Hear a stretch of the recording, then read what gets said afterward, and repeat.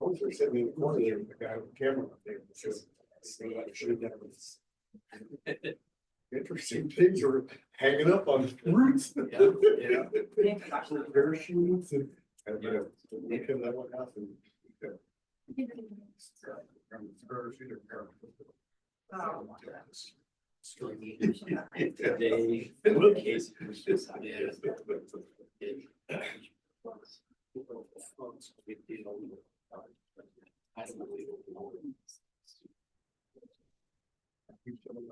It's just fine. Just.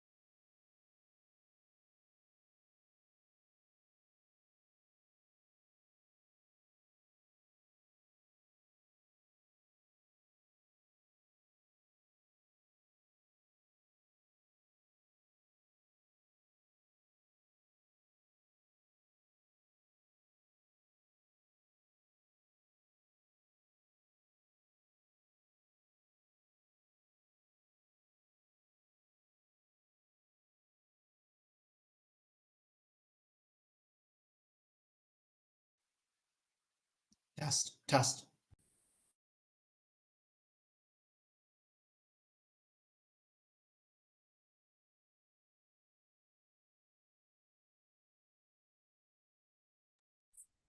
You want to test your audio?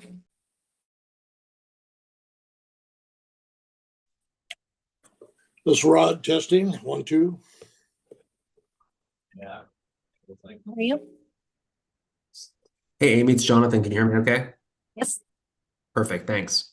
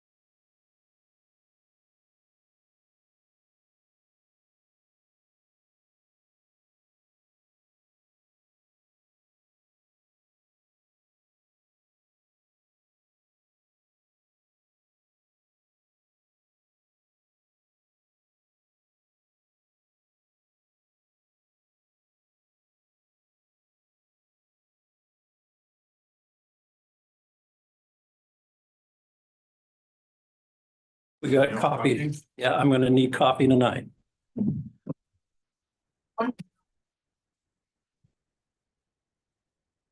Vincent. Yeah. Right. Yep. Tim needs to sign this somewhere.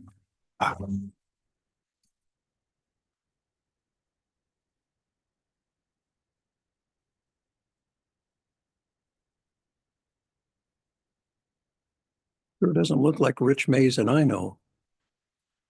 Oh, low.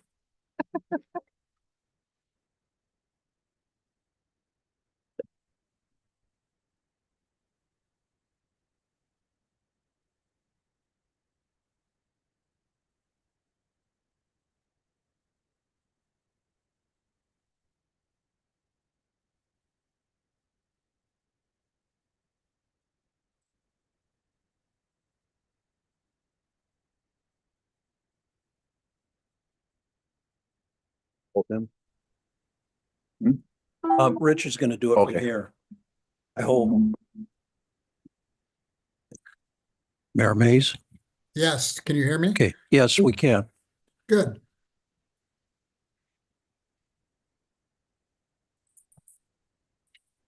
Well, I've got 5:30. Is everybody okay with starting the meeting? Oh,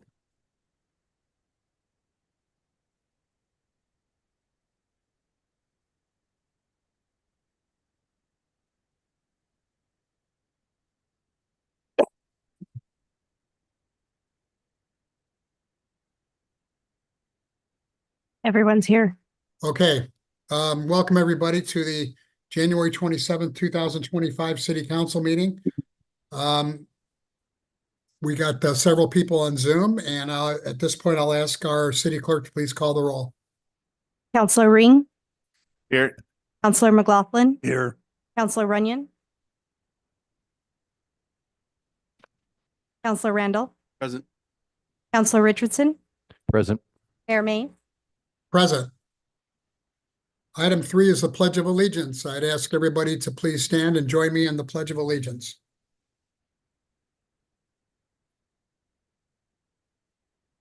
I pledge allegiance to the flag of the United States of America and to the republic for which it stands, one nation, under God, indivisible, with liberty and That's justice for all. A little bit. There's a delay there. Hey.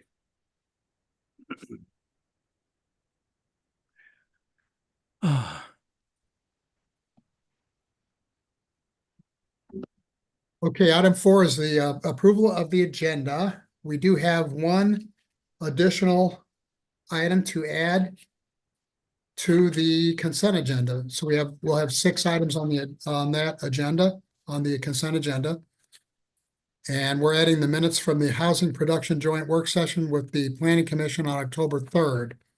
So with that, is there any other, Mr. Mays, yes, I just wanted to flag, if we're going to be approving the agenda, with that modification from the supplemental agenda, if you wouldn't mind also revising the executive session. We noticed it under a different statute than the statute that we'll be meeting on tonight. If you have your email open, I emailed you over the correct statute. And if you could announce that, that'd be terrific. okay, hang on. That's much better.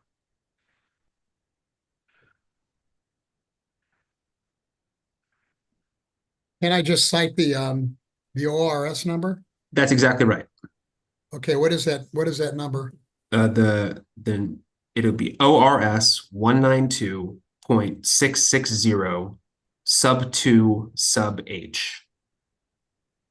Okay, so in accordance with ORS 192.660-2H, we'll be adding that. We'll be meeting an executive session instead of the other, instead of a reference to the other ORS number. Okay? Yes, please. Thank you. Okay, do I have a motion to approve the agenda as amended? I'll make a motion to approve the agenda as amended. I'll second it. Okay, was that that was Counselor Ring and Richardson? No, Randall. It's been moved by Counselor Ring and seconded by Counselor Randall to approve the agenda as amended. Is there any more discussion? All those in favor, please say aye or raise your hand. Aye. Any opposed? Motion carries. Item 5A is a presentation of our audit by KDP Certified Public Accountants. Mr. Andrew Sherwood is here, is that correct? Yes. Good evening, Honorable Mayor, members of council. We have Andrew Sherwood with KDP Consulting here this evening that he'll be presenting our 2023 fiscal year audit for the city of the Dalles, the airport and urban renewal. Andrew? Thank you. And I'm sorry, it's the FY24. Oh, Financials. sorry. It's quite all right. Honorable Mayor, City Council, thank you so much for letting me come to speak with you tonight. I just wanted to report on the audits that we performed, as Angie mentioned, for the city, the airport, and the Urban Renewal Agency. These audits were performed in accordance with generally accepted auditing standards. The airport and the city audits were performed in addition to the government auditing standards because they both had a federal single audit requirement, which provides some extra tests of compliance with grant requirements subject to those major programs. Within the audit, we are required to be independent of the city, the airport, and the URA, and to meet other ethical responsibilities. The city is responsible for drafting the financial statements and ensuring they're materially correct. In the audit opinions of each of the reports, there's a lot of details that outline each of our requirements and the basis for our opinions. I want to take us to the last page of the city report and kind of go over some of the highlight items that will help you to see what happened in the audit. This is page 105 of the city's ACFR report. And if you see there, this is the schedule of findings and question costs. And in the first section, it's over the financial statements. The first sentence there describes the type of opinion that we issued on the financial statements. And this is unmodified. And this is the same for the city and the airport. And it basically just means the financial statements are materially correct. They're in accordance with generally accepted accounting principles, which is exactly what you want to see.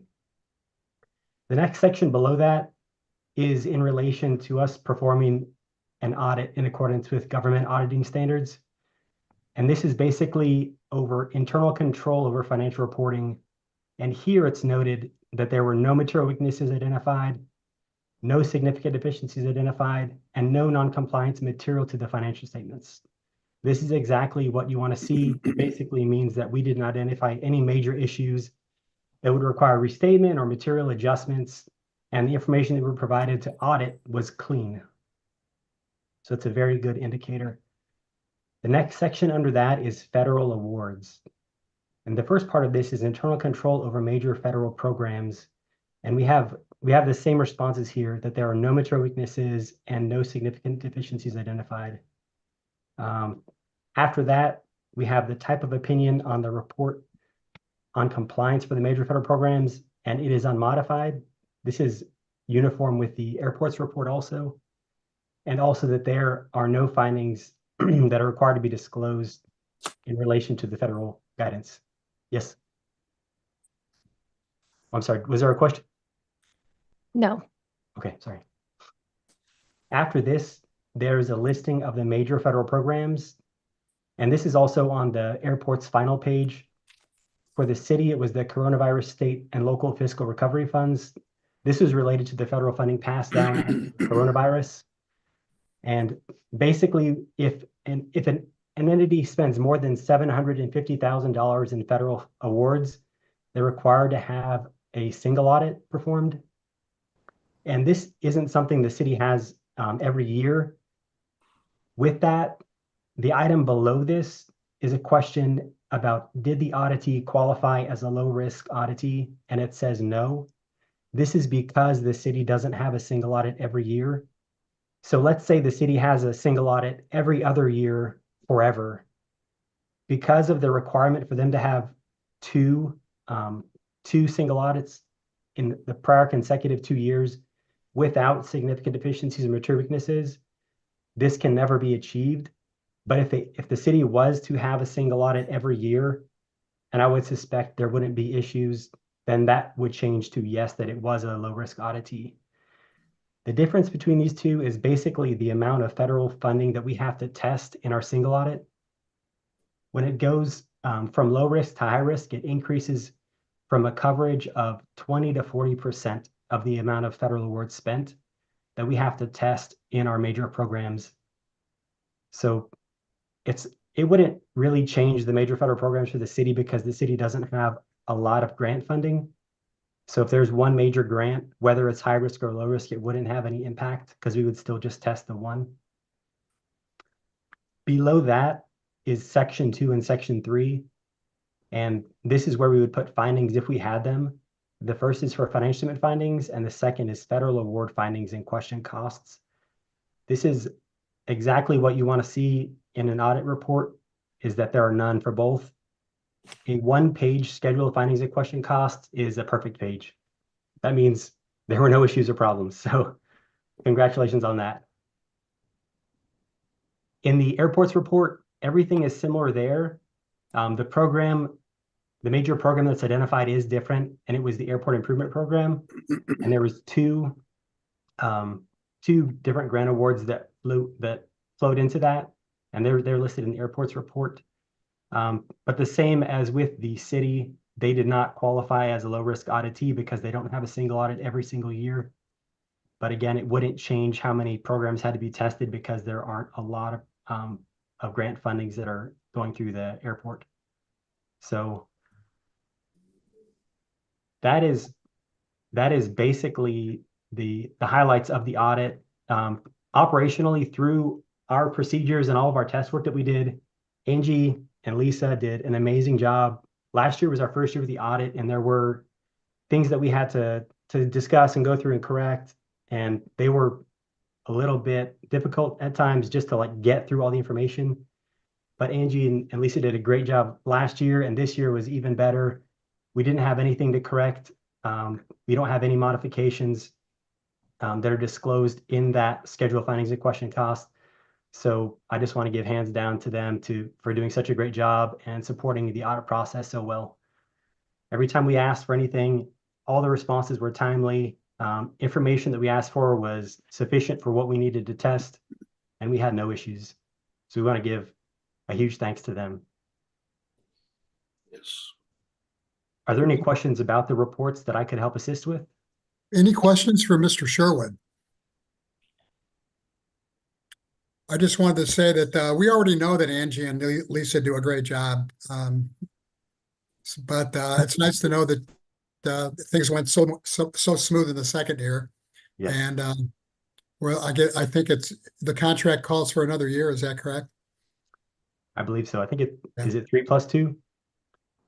Yes. Okay. Great. Okay. Angie, have you got any other comments to make?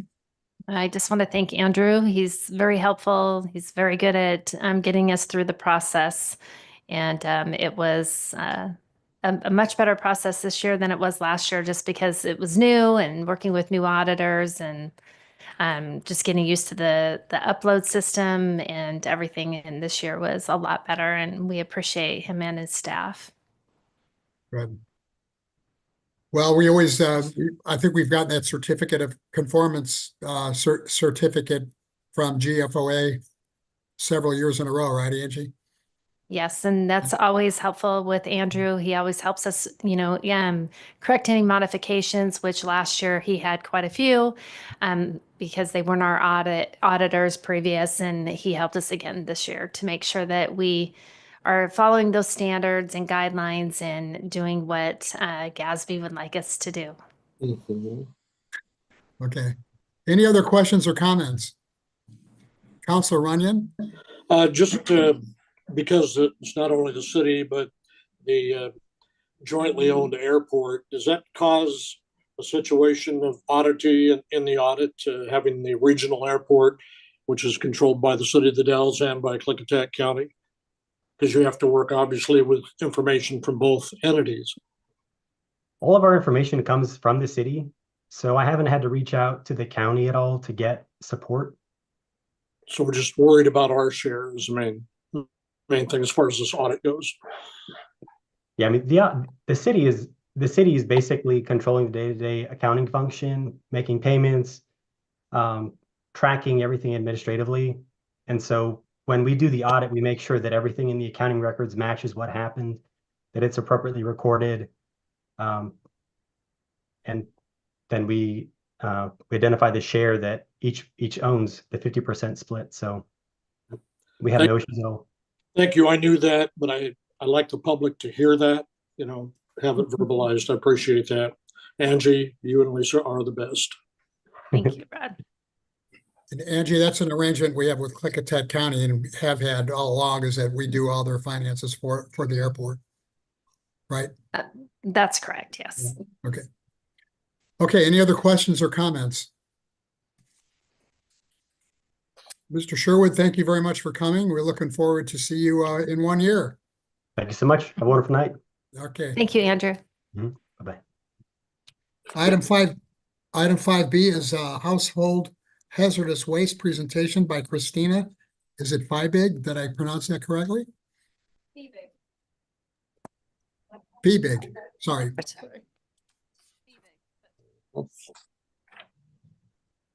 off. There we go. So thank you so much, Honorable Mayor and Councilors. For the record, my name is Kelly Housley Glover. I am the Program Director for Tri-County Household Hazardous Waste and Recycling, and I'm joined today by Christina Fiebig, who is the Solid Waste Coordinator, and we have a brief presentation for you tonight. So we would like to give an update about our program, along with an overview for citizens who may not know what our program is and what we do. We are a 3-county, 9-jurisdiction program that has been serving the region for over 2 decades. Our main program is collecting hazardous waste from household businesses as well as agricultural producers in Hood River, Wasco, and Sherman County. We hold our events between April and November, and the goal is to remove hazardous waste from our 3 waste sheds. We focus on recycling education along with the services Waste Connection provides, with goals to help other forms of hazardous waste disposal, such as subsidizing Freon appliances, sharps, as well as providing reusable materials for events. We also allow for e-waste disposal at our rural events. So in 2024, we collected almost 170,000 pounds of hazardous waste, most of it being fuels, petroleum distillates, and other items in that nature. And our second was paint care recycling. Paint care recycling can be done at the Sherwin-Williams and the Columbia Gorge Restore in town as well. So our events, we hold them at a variety of different community locations. For here in the Dalles, it's at the Dalles Disposal and Hood River, the Hood River Transfer Station. And we do require registration at those locations to help with safety, along with the traffic that can occur. And for businesses and agricultural producers, we require registration 1 week in advance. So, what is new with our program? Last year, we did a triple wash container collection event with the support of the Oregon Department of Agriculture, and we partnered with AgriPlast in order to collect these containers. We had a minimum of collecting 1,000 containers, but we exceeded over 3,000 containers with only 12 producers. And we plan in the future to connect agriculture producers with AgriPlast as they also collect other materials of that nature. We also have refreshed our newsletter, and that's a biannual newsletter. And we gave it a fresh new look so people know that there's change that is occurring. And we also put in our schedule for the year in our spring newsletter, so you can see that coming out. And we do send that out to all of our locations in our counties. And we have it in Spanish as well, so we can reach a broader demographic. So, upcoming legislation that will be affecting us potentially in the next coming years or so. It's called the Recycling Modernization Act, SB 582, also known as the RMA.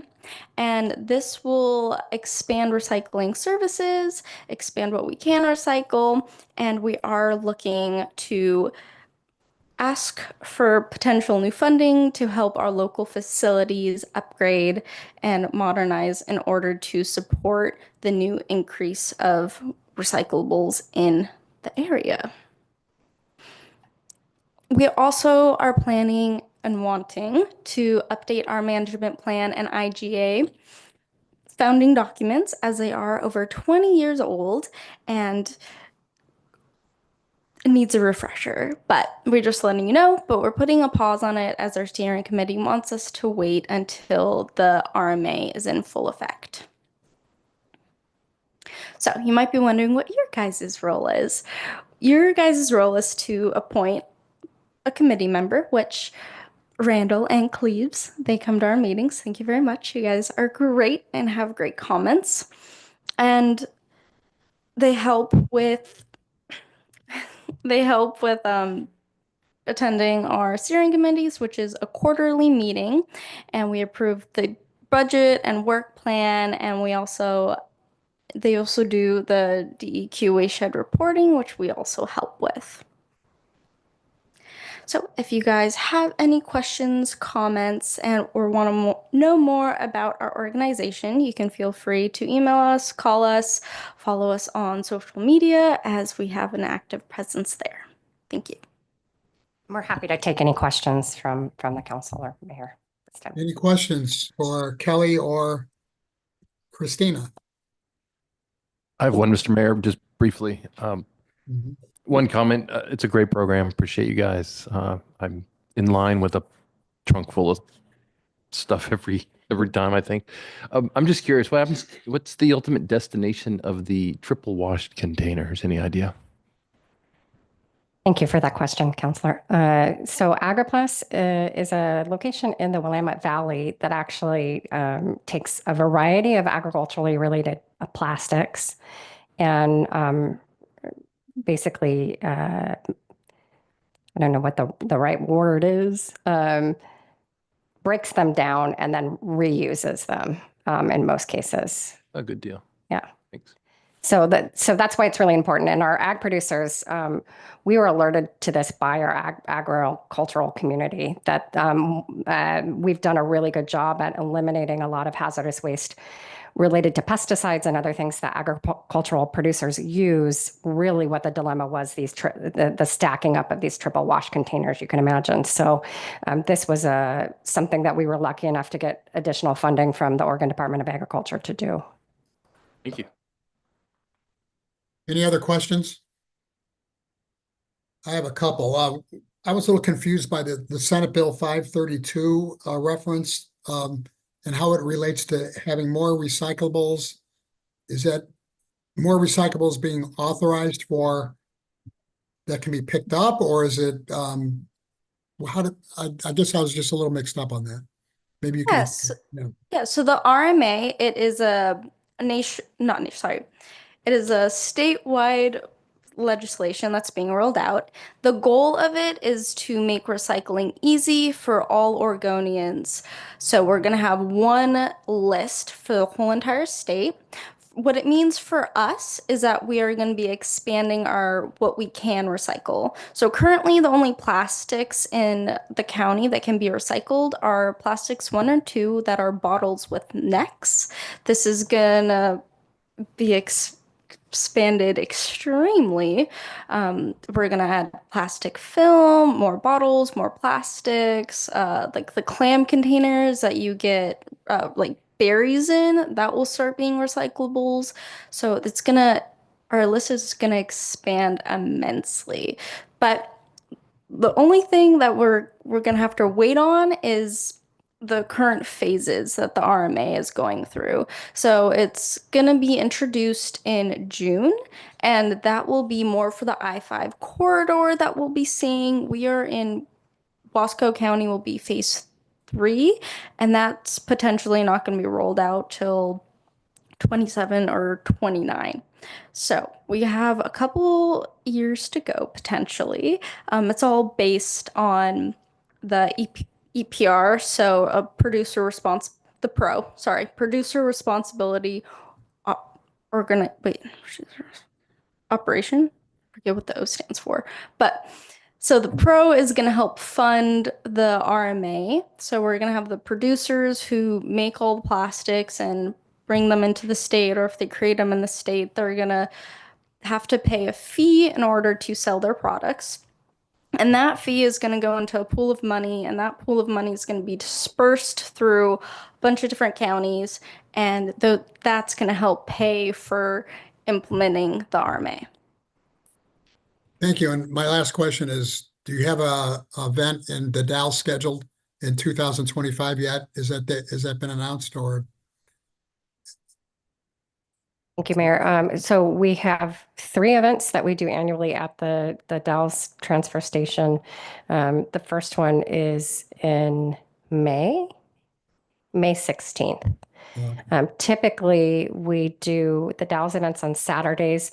We've decided to benefit a broader spectrum of people. We're going to switch it up. So one of those events, I think it's the May event, will be on Friday this year. And then the other 2 following August and November will be back on Saturdays. And folks, any citizens that are listening, you will get the newsletter in your mailbox here, I think in March is when those hit mailboxes. So you'll have that. It's a great thing to print out or to take apart and then put on your fridge. So you have that reminder. But you can also sign up on our website for a newsletter. And that's a really good way to get an email notification reminder. Great, thank you. And thank you, Councilor Randall, for volunteering to be the council liaison with the Household Hazardous Waste Committee. So thank you to Scott Randall. Okay, anybody else? Okay, thank you very much. Christina and Kelly, thank you for coming tonight.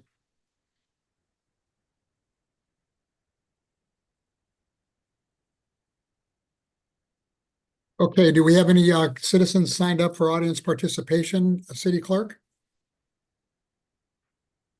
No, we do not. Okay, we'll move on to item 7, the city manager's report. Mr. Klebs? Thank you, Mr. Mayor. Can everybody hear me? Yes. Yes. Just a few items this evening. I wanted to let the council know of a couple of events that transpired over the last couple weeks. One of them is I'm actually assisting the city manager in Cascade Locks with a facilitated strategic retreat this coming Saturday in partnership with the city manager in Hood River. We met earlier today, and it's been a really positive experience so far. I also had a meeting last week with representatives from the Port of the Dalles and had an exploratory conversation around waterfront development and the historic docks that the port used to have and operate. Had a meeting with representatives from a few of the vet clinics that we have in town. All of the vet clinics in town were invited to the meeting. We had 2 of them show up. And this was to get input and insight and some of their feedback on proposed animal control ordinances that will be coming to council for discussion at a future meeting. There are several updates on the Federal Street Plaza, but maybe I'll let Councilor Richardson, Ring, or the mayor provide those. And the Public Works Director job recruitment closed yesterday, and we'll move forward with reviewing the applications we received and next steps. And that's my report for this evening. Thank you. Any questions for Mr. Klebs? Okay, we'll go to Zoom and Councilor Randall or Councilor Runyon. You want to lead us off? Okay.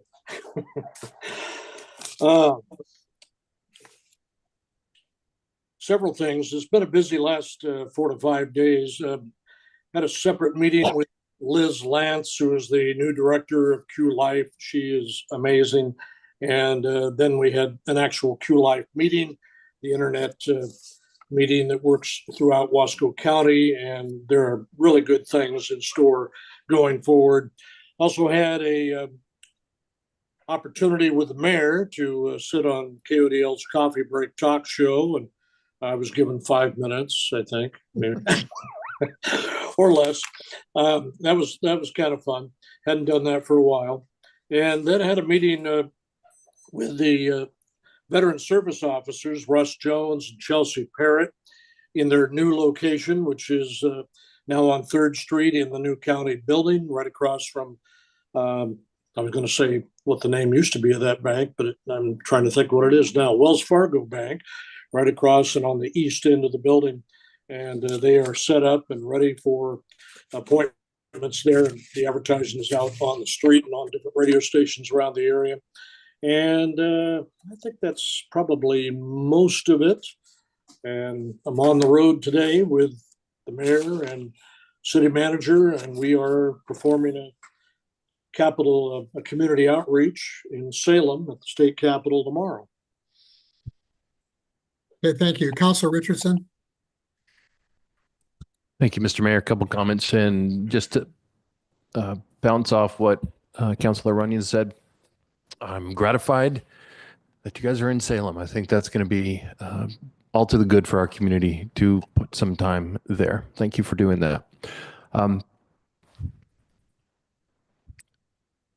Last couple of weeks, I've had a few meetings and conversations, but I'm going to kind of pass by those because I have a couple of other things I want to sort of speak to briefly. One is that, as we know, we all got, I think, a letter that some of our constituents and neighbors are concerned by what you might call some of the purposeful fear-mongering coming out of our federal administration these days. And I have appreciated Councilor Runyon's comment that politics stops at the pothole, that our local government doesn't usually get too wound up in those sort of larger issues, but yet sometimes events in the larger world do affect us. And I don't know rightly what our little city can do to be sort of a island of calm in the middle of the storm, so to speak. But I do think we should be thinking about how we could keep the peace in a real and tangible way for our neighbors. And for people concerned about that, I suggest one starting point might be to go online and search for the Oregon Department of Justice Community Toolkit. It's a website that has many fact sheets and resources there. Changing gears, this past week or so, I started a personal project I'm just sort of thinking of to myself as every door in 2025. The idea is that most of us have our routines and places we visit and go in our daily lives, and then many places we don't. So as a sort of small personal project, I'm going to visit every establishment on 2nd Street downtown, hopefully also 3rd Street, but at least on 2nd. Obviously, downtown is not the whole community, but it does represent quite a number of small businesses run by our neighbors. Anyway, I'm about 15 doors in and have maybe 120 to go. It's really good to hear directly from people on the street, especially ones that I maybe haven't met before or run into in my daily comings and goings. And just to highlight one conversation, one person working the counter at one of the establishments, after I gave my card and my little spiel, said, "Well, maybe you can help me. I was just evicted and I don't know where to go." And our city doesn't obviously have an immediate area of work with that, but I was able to direct her to the Gloria Center, which is run by our nonprofit agency, MCAC, Mid-Columbia Community Action Council. And MCAC has done really good work for our community. It's going through a leadership transition now, and I hope our city can do, I hope our city does whatever we can do to support them in that, so they will be successful in recruiting a new executive and continuing their critical work for us. And finally, if people don't know already, haven't heard, we have a couple of draft designs for a downtown plaza. You can see those on the city's website and provide feedback. And I believe that by the end of the week, or maybe the middle of the week, we'll have physical posters of those designs at half a dozen spots downtown for people to view and comment on those. I think it's fair to say the Federal Street Plaza Ad Hoc Committee is united in its pretty good feelings about the options we have to kind of build a nice plaza for ourselves downtown. And that's what I have tonight, Mr. Mayor. Thank you. Just want to add to your last item that we have an open house to display those designs that you just brought up on February 12th at 5:30 at Freebridge Brewing. So write that down if you're interested. Councilor Randall. Thank you, Mr. Mayor. On January 16th, I met with City Manager and Councilor McLaughlin for a briefing. And then on the 22nd, the Historic Landmarks Commission met and we approved an application for a demolition of and new construction of a vehicle storage building at the Fort Dalles Museum where they house their historic wagons. That structure was built in 1963, I believe is the date they said, and it was built from already reused materials. So it was long past its due date for being replaced. So new building will be going up soon, and that will be doing a good job to help preserve those historic wagons that are in that storage facility right now. And that's my report. Thank you. Councilor Ring. Thank you, Mr. Mayor.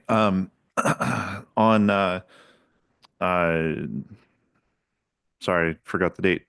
Was on the Federal Street Plaza Committee meeting last week. You mentioned already that the open house at Freebridge on February 12th at 5:30. So look forward to that. The 17th, I did meet briefly with the city manager, catching up some feedback and whatnot on onboarding and whatnot, being the newest city council member. And Urban renewal on January 21st. Outside of that, various meetings with the rest of the department heads and whatnot, to include finance, community development, and the Dalles Police Department. Thanks. Thank you. President McLaughlin. Thank you, Mayor Mays. Well, for the past couple of weeks, I've been under the weather with sporting some kidney stones. And if you've ever had a kidney stone, you know what I'm talking about. I was out of commission for a while, but I did manage to be on the radio with KODL with Mayor Mays. For most of the meetings, I did attend by Zoom. Tomorrow, I'm meeting at Columbia Gorge for the outreach team in absence. Rod Runyon, Councilor Runyon, is in Salem, so I'm covering for him. I did attend a briefing with Councilor Scott Randall and city manager and myself. And that's about it for the past couple of weeks.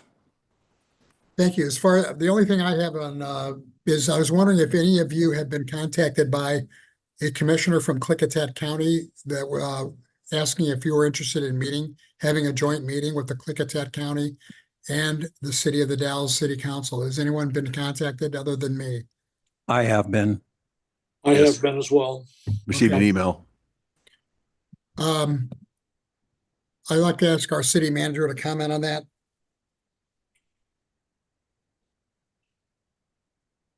Certainly. Excuse me there. So yes, I believe the outreach was in regards to our airport and interest, especially with new county commissioners being elected in this last election cycle, to kind of introduce one another, build those relationships, strengthen those relationships, and essentially kind of kick the year off right.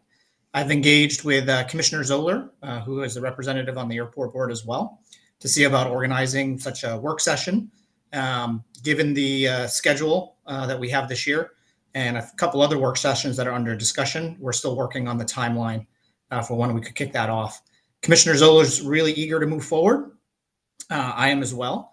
We also have quite a few projects that are active over at the airport that I'd like to see some progress on and kind of, put in a good place so we can focus on during that work session. So I'll coordinate with her on getting something set up in the next few months. Just being frank on timeline and the current projects we have underway. Mayor Mays.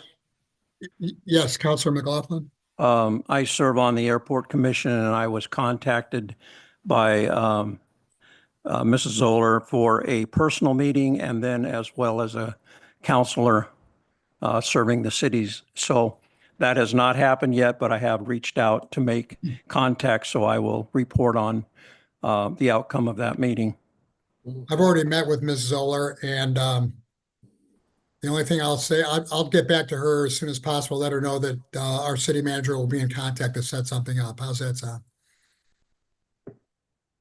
Okay. Anything else on that issue? Okay. Item 9. Consent agenda. Items of a routine and non-controversial nature are placed on the consent agenda to allow the city council to spend its time and energy on the more important items and issues. Any councilor may request an item be pulled from the consent agenda and be considered separately. Items pulled from the consent agenda will be placed on the agenda at the end of the action items section. Tonight, we have 6 items on the consent agenda. I mentioned before that we added one. First, we have approval of the January 13th council meeting minutes. Second, a resolution concurring with my appointments to various committees and commissions. Those are all listed in your packet. Numerous committees and commissions. Third is accepting the council committee, commission, and board assignments for the years 2025 through 2027. Fourth is a resolution establishing an ad hoc tourism services contract review committee. Fifth is a resolution temporarily waiving improvement requirements for certain parcels to be used for dry camping and parking during the 2025 Oregon District 5 Little League All-Star Tournament. And finally, number 6 is the minutes from the Housing Production Joint Work Session with the Plan Commission, October 3rd, 2024. Do I have a motion to approve the consent agenda?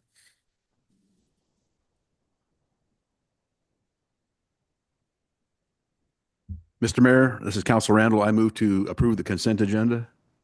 And McLaughlin will second. It's been moved by Counselor Randall and seconded by Counselor McLaughlin to approve the consent agenda. Is there any discussion or questions? Okay, all those in favor, please say aye or raise your hand. Aye. Aye. Any opposed? Motion carries. Thank you very much. Item 10A is consideration of a purchase of a 10-yard dump truck for the Public Works Wastewater Division.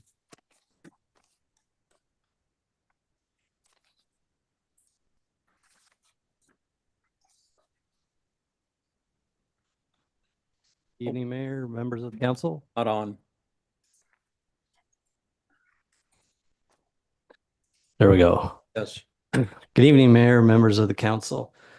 The current fiscal year or 2024-25 fiscal year budget includes funds for the purchase of a new 10-yard dump truck for the city's wastewater collection crew or division.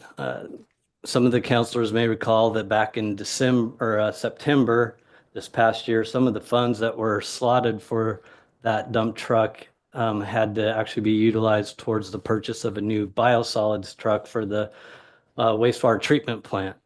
But with the supplemental budget approval that occurred at the last city council meeting, those funds for the purchase of that truck were made replenished and made available again for the purchase of that dump truck. The city is interested in purchasing that dump truck for the wastewater collection crews to assist in their construction operations and activities when they're installing new storm mains or new sanitary sewer mains or performing sewer service lateral repairs or replacements within the city right of way. This purchase of this truck will be able to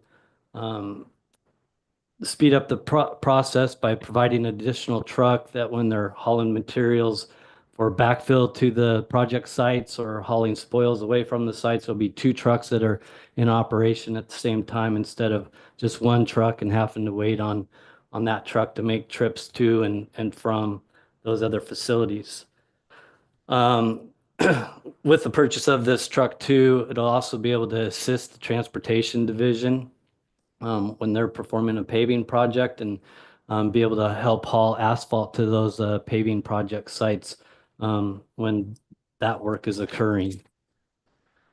Normally, when the city is looking at purchasing a piece of equipment or a new vehicle, we try to utilize this process through an existing public bid entity like the Oregon State Bid or Sourcewell. We reached out to them to determine what the status is of being able to get on, place an order and get in the process of pursuing the purchase of a new dump truck. And we were informed that there's a very highly competitive market right now. And because of some new DEQ regulations that took effect January 1st, finding some of those newer, slightly used models are almost non-existent. So they actually alerted us that it could be, if we were to kind of follow that process and go through them, it could take up to 3 years before we could actually receive that piece of equipment if we were to place an order with them. So with that, city staff decided to start looking on their own. We reached out to pretty much the entire Pacific Northwest, trying to see what the availability and the pricing was for some newer, slightly used trucks and even new trucks out there. We were fortunate enough to find 3 trucks that met the city specifications, and all 3 of those trucks were located up in the Spokane area. 2 of the trucks were the 2024 used truck with some lesser miles on it, but one of them was actually a brand new truck, a 2025 truck. And it still has the brand new manufacturer's warranty that would go with the truck. So with that information that we'd received about the highly competitive market and the timeframes that we were being alerted of, the city put down a $5,000 refundable deposit on the new 2025 Kenworth dump truck. This truck is available. It's in stock and it's being currently held for us right now. And it would be, excuse me, be delivered upon receipt of that payment. As mentioned previously, the adopted 2024-25 budget that was supplemented through the January 13th, 2025 last city council meeting. There is now $300,000 in that reserve fund, Fund 9, that is allocated towards the purchase of a new 10-yard dump truck for the wastewater collection division. The purchase of that new dump truck price is $296,270. So therefore, there are adequate funds for the purchase of that truck. So with that, staff's recommendation is to move to authorize the purchase of a new 2025 Kenworth model T880 10-yard dump truck from Kenworth Sales Company in an amount not to exceed $296,270. And with that, I'll try to answer any questions you may have. Any questions? Well, yeah, isn't it interesting that a new truck costs less than a used truck? It is, and the part of the explanation that we were receiving is that just because of that new regulations that was coming out, the prices of the newer, slightly used trucks were just escalating. The new truck still has kind of the factory pricing and some possible pricing and rebates that were available to it, where the used trucks don't. So that's why we're looking to jump all over that brand new trucks. Agree. Any other questions? Would anybody like to make a motion? Mayor Mays, I'll go ahead and move to authorize the purchase of a new 2025 Kenworth model T880 10-yard dump truck from Kenworth Sales Company in the amount not to exceed $296,270. This is Richardson. I'll second. It's been moved by Counselor McLaughlin and seconded by Counselor Richardson to authorize the purchase of the 10-yard dump truck for Public Works wastewater. Is there any more discussion or questions?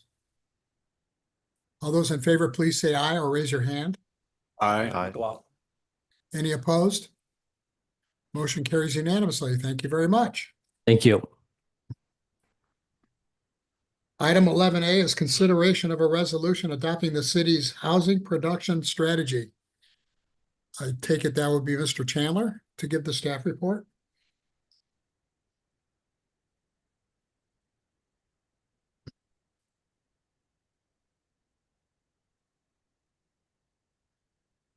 Good evening, Mayor Mays, councilors. Joshua Chandler, give me 1 second here as I set up my screen for you. Or as at least I get it ready for a presentation that we're going to have here in a second, or in a couple minutes. So thank you. I am joined this evening by Lydia Ness and Alex Joyce of Cascadia Partners. They are the firm that has been working with the city to complete the housing production strategy. So this housing production strategy was a process that we started beginning in spring 2024. And it was a coordinated effort to develop this to address critical needs and affordable housing challenges in the community. The HPS builds on the 2023 housing needs analysis and residential buildable lands inventory. The development of this HPS was led by, as I mentioned, Cascadia Partners, our Oregon-based consultant, and it was also funded by a grant through the Department of Land Conservation and Development. So completing a housing production strategy is we partnered with also City Council, Planning Commission, a project-specific advisory committee, and this is a requirement under Oregon House Bill 2003. which mandates that cities with populations over 10,000 adopt an HPS to address identified housing needs. So the HPS outlines a series of actionable tools, policies, and strategies tailored to the Dalles' unique housing challenges. Unlike the HNA, which was it's a state mandated with the methodology and how we calculate those numbers, the housing production strategy gave us an opportunity to create something that's unique to the Dalles. These initiatives are designed to be implemented over an 8-year period and aim to enhance housing affordability and availability while meeting the goals outlined in that HNA. So a little bit of a process overview for you. There was a robust stakeholder engagement process and public input involved in this. The housing production strategy was comprised of local realtors, developers, advocates, service providers, employers, and reps from key organizations such as the Mid-Columbia Community Action Council, Mid-Columbia Housing Authority, Columbia Cascade Housing Corporation, Nichiwana Housing, and the Columbia Gorge Community College. There were meetings throughout the year, 3 meetings with our advisory committee. Then we also had 3 joint sessions with City Council and Planning Commission. There's a public engagement process. Lydia is going to touch on some of that with her slides. We're going to have a little bit of overlap in some of my presentation or the reading up on this staff report as well as her presentation here. And that public engagement process included interviews with the local housing development community as well as equity priority populations. There was a public forum on September 18th. It was held here at City Hall. It was also provided virtually. There was also this virtual open house on the city's website with a survey. And this was an opportunity for individuals to get on the website, go through kind of a step-by-step to help them answer these survey questions. We ended up extending our survey about a month due to some low numbers, and it was well worth it. We doubled, maybe tripled our numbers just in that last month alone. So in total, the HPS received 244 responses. More information on that and all those responses you can find attachment 1 of this staff report. So the HPS actions I have in here outlined in our staff report, but I will have Lydia touch on those here in just a moment. But you can see on page 236, this is a list of the actions that were refined through this process. These are the actions, the 19 actions that the city is going to take on over the next 8 years. So in accordance with ORS 197A 103, a housing production strategy is not considered a land use decision. However, its adoption and implementation must be consistent with a range of state and local policies, goals, and strategies. Below, or included in your staff report, there is a list of those. We've outlined numerous policies in the Dalles Comprehensive Plan, implementing measures of the Dalles Comprehensive Plan that will be achieved not only through this adoption process, but also over the years as we implement these strategies, these actions, excuse me. The state of Oregon, we believe that this touches on Goal 10, the housing, Goal 10 for statewide planning goals. Also, multiple ORS statutes here. These really that are listed in your staff report, these are the ORS that really describe what the HPS is all about. And then as I mentioned from previous, House Bill 2003. So next steps, Lydia will touch on that, but this is after our adoption, we send this report to DLCD. So DLCD will have a review of this after this meeting. The city has already begun exploring the implementation of some of these actions before adoption here, including convening a housing working group. So that's going to be a group of local stakeholders to help us achieve some of the goals outlined in this HPS. We're already exploring the multi-unit property tax exemption. We'll get into that a little bit. It's called the MUPD program. It's going to take the place of our current vertical housing zone that we have, as well as researching the development of pre-built plans. All these have been incorporated into the department, the Community Development Department's annual work plan, as well as the 2025 goals for the City Council. So adopting the HPS represents a significant milestone for the Dalles, providing a strategic roadmap to address housing challenges and fulfills the community's vision for a more affordable, inclusive housing future. We really appreciate all the work from everybody involved. Valuable input from our advisory committee, city council, planning commission, members of the community throughout the process, as well as Cascadia Partners and DLCD. Your expertise and participation have really created something that's this comprehensive strategy that addresses the true housing needs of the Dalles. Budget implications throughout this process, as previously mentioned, we received a grant from DLCD, which actually was an overall city savings of $83,000. There was a little bit of additional work that needed to be done here on the tail end, which required an additional contract with Cascadia Partners to the amount of $3,762. So not too bad overall. With that, once we go over some of these slides that Lydia has, we will talk about the council's recommendation. But council's recommendation is to adopt resolution number 25005. That's presented also in your staff report, and that is really the resolution that's memorializing the city's adoption of this document. And with that, I will turn it over to Lydia. Thanks, Josh.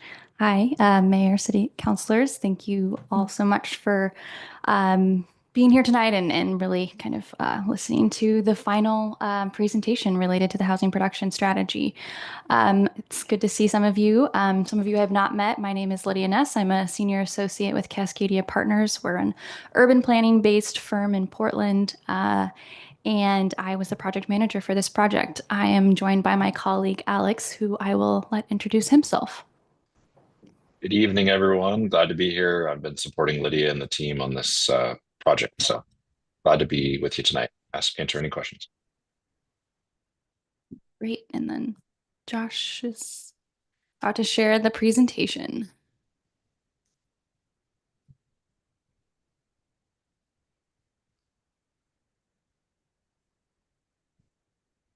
All right, great. So tonight, I'll give you a few project updates. So since the last time we met with many of you in October, some modifications have been made to that draft report that you saw. So I'll kind of touch on what those are.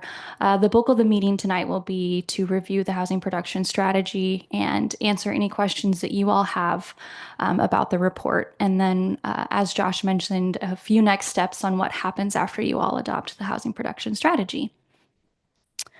All right, project updates. So since the last time that we met with you all in October, the final housing production strategy includes revisions that are based on your and the Planning Commission feedback, as well as that final community engagement input that we received through the end of October and staff feedback. So these additions include the community engagement summary. So after that was concluded, we were able to fully summarize those input and feedback from various community members, as well as the fair and equitable housing section. And I will touch on both of these in the presentation tonight a bit.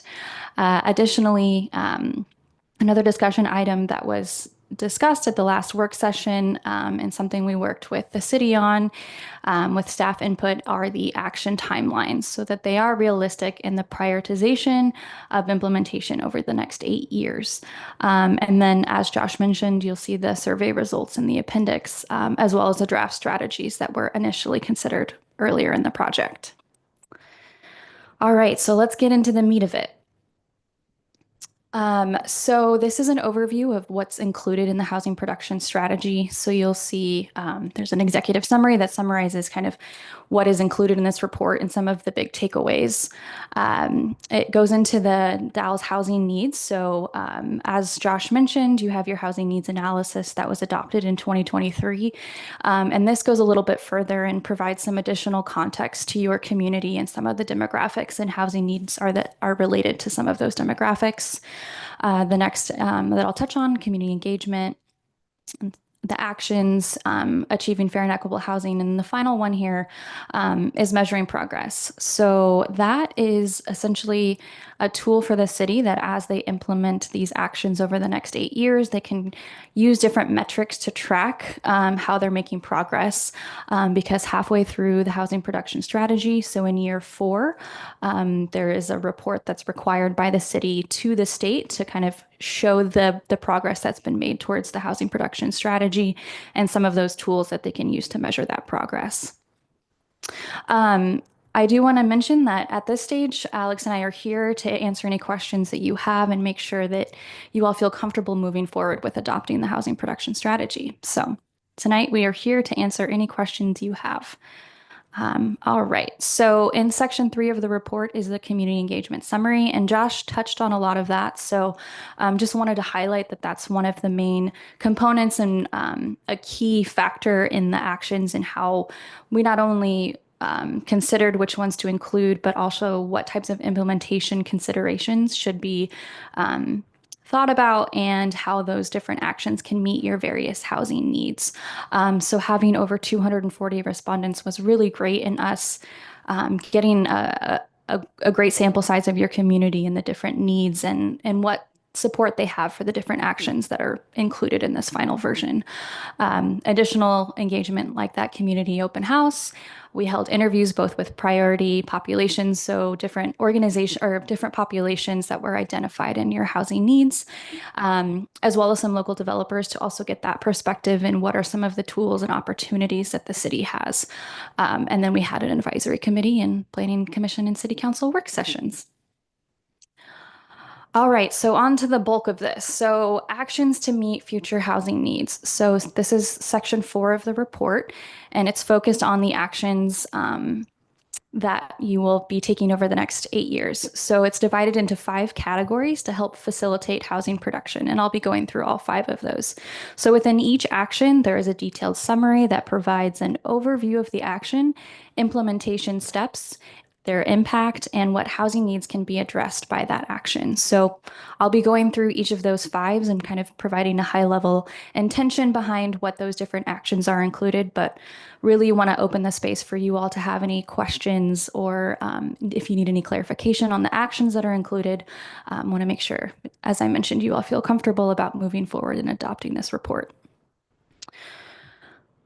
So as Josh mentioned, there are 19 actions in the final housing production strategy. And many of these in that first 1 to 2 years of implementation are already making headway. So that is awesome. And I do want to remind you all that these timelines are guidelines. And so the city can decide to implement an action sooner or later than this timeline, depending on many factors during the next 8 years. It's not terribly long, but still a long enough time that things change. And it also doesn't preclude the city to start making steps towards implementation sooner than this timeline. This is really, like I said, to help prioritize those actions over the next 8 years. All right, so let's get into the first group of actions. So we have titled them partnership actions. So this section addresses ways that the city can provide information and resources to existing and new partners in the housing development process. For example, developing a working housing group, creating pre-approved dwelling plans, and offering technical assistance to developers. So those are the different ways that we see partnerships and the city's role in that facilitating housing production. Are there any questions or any clarification that's needed on these actions that you all have? I don't need any clarification on this exactly, but I would be curious to know if we've had any thought about the time frame for convening a housing working group. We can talk about that at an appropriate time if it's later, but that's one question that's on my mind. Yeah, it's planning on, pulling that together here in the first and second quarter of this year. Thanks. So, trying to have, shooting for 1, potentially 2 meetings by the end of the year. Very good. Thank you.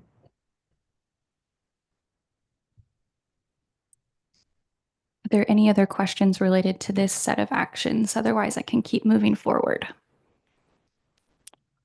All right, let's do it.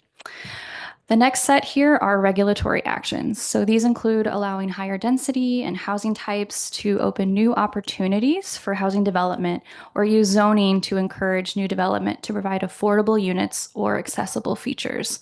You'll see kind of in addition to that, some alternative housing types, looking at allowing things like tiny homes, as well as looking at providing flexibility for housing and commercial zones. Again, are there any sort of questions or clarification on any of these actions that you all have? I do have one question. Maybe this is good for Josh. This is how much of this is going to change some like land use codes or something like that, municipal codes in general, to facilitate some of this. Let me see on this list. Potentially all of them.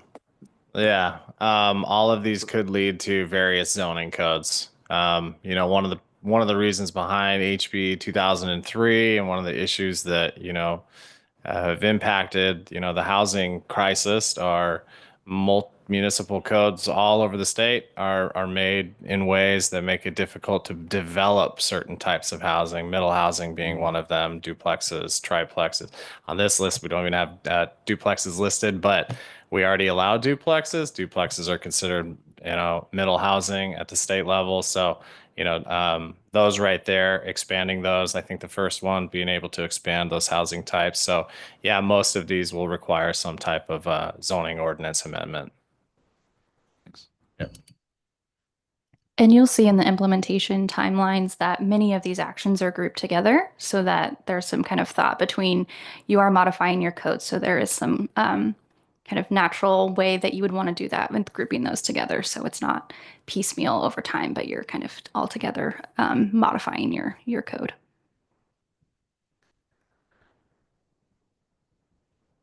All right, well, let's keep moving on to the next group of actions here. So incentive actions provide various ways the city can help to incentivize housing development. And these are through things like a tax exemption program, which Josh touched on, which is that multi-unit property tax exemption, or MUPTE, looking at exploring scaling system development charges both within the city as well as partnering with the Northern Wasco County Parks and Recreation District. And then lastly, deferring system development charges until occupancy of housing developments. Are there any questions on these actions?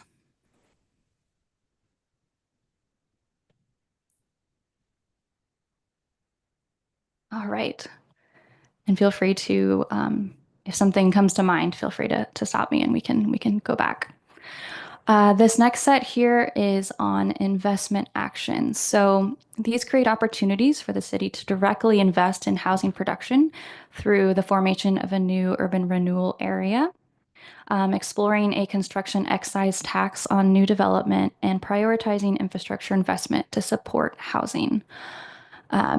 So Josh, no, that was a different program. So you all currently have an urban renewal program in your downtown area. So this is kind of looking at, as that program sunsets, are there other areas within the city that you could be targeting new tax increment financing dollars that could be kind of put back into that area through housing development and things like that. And so those are kind of the intention behind these, is to directly invest back into housing development in your community. Are there any questions or clarification needed on these actions?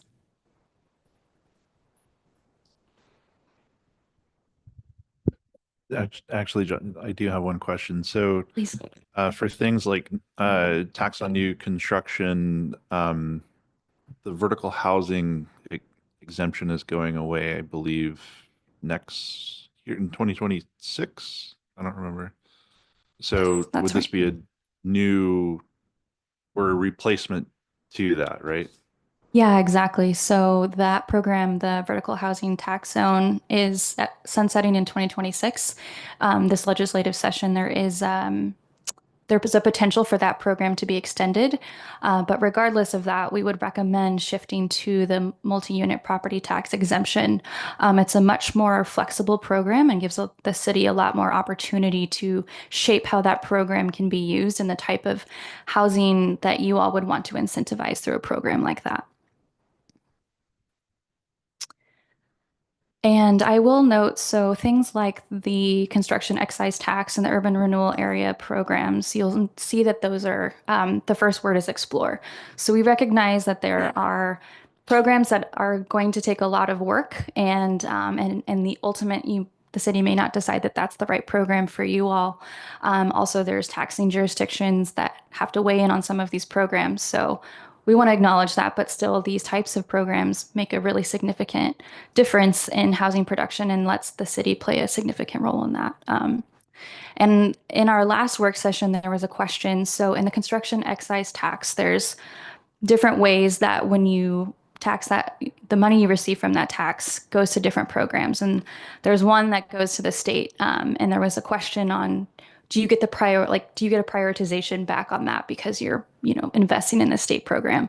And the answer is yes. So if you decide to implement a construction excise tax and a portion of that goes to the state program, that money comes right back to your community. So it doesn't go to somewhere else in the state. It comes right back to the Dalles. So I did want to clarify that. Are there examples where the construction excise tax has been, I mean, the closest one obviously is the city of Hood River. They've implemented that already, but is there anything additional in the report, or probably not the survey, because I don't know how many folks that are out there that are not in development would really think about this, but it'd be interesting to understand the pros and cons of that in our area, right? I don't think, just reading through some of the documentation, it doesn't sound like that's necessarily a favorable thing for the Dalles, but Yeah, so there are, aside from Hood River, both the county and the city have a construction excise tax program. Aside from them, there are other 8 jurisdictions across the state that have a construction excise tax program. So that includes places like Cannon Beach, Newport, Milwaukee, Medford has a program, Eugene, Bend, so kind of all over. And I think it would be really helpful as you all consider and explore this program, talking with those jurisdictions, seeing how it's impacted development, but also, what are maybe the benefits or how have they seen those funds going back into their community. But Josh, do you have anything else to add to that? I think what I can add on it is we, did hear in our joint sessions, I think, resonates whether or not it'll fit in the Dalles. And I think this is a mechanism that has been known to work throughout the state, but we decided with this when we were kind of refining when exactly we would be looking into this. We've kind of moved this toward the tail end of some of the other projects. So it would give us an opportunity, and doesn't mean, if a project is, or one of our actions is occurring in the 7th and 8th year, that doesn't mean we have to do it in the 7th and 8th year. We can, really do a lot of our homework to see if it's going to be something that truly fits in the Dalles. And on that note, if there are actions that the city starts to implement and for various reasons, maybe that's not something that the city wants to implement. This is, of course, explore, so it's a little less committal than, implement a construction excise tax. But if there are other actions that over the course of the 8 years, maybe doesn't make sense anymore or things change, in that 4-year mark particularly, you all can go to the state and say, hey, this program isn't going to work for us, but, we know that these needs would have been met through a program like this, so we're looking at doing this instead. So there is some flexibility in these actions that over the next 8 years, things do change, and the state is aware of that. So I do want to make note. thank you. All right, let's move on to the last group of actions here. So the final section include a range focused on inventorying and securing land for housing production. So these actions include things like inventorying sites that are publicly owned, underutilized, or foreclosed properties, creating a land disposition agreements with other public agencies in the area, and holding sites for housing development. So the city already has an inventory of many of these properties, and so we're recommending that they continue that and kind of go through a formalization process to continue to inventory land that may be available in the future for housing production. And so kind of these can both all work together, but of course the city can implement these kind of in different timelines. Does anybody have any questions or need any sort of clarification on these three actions here?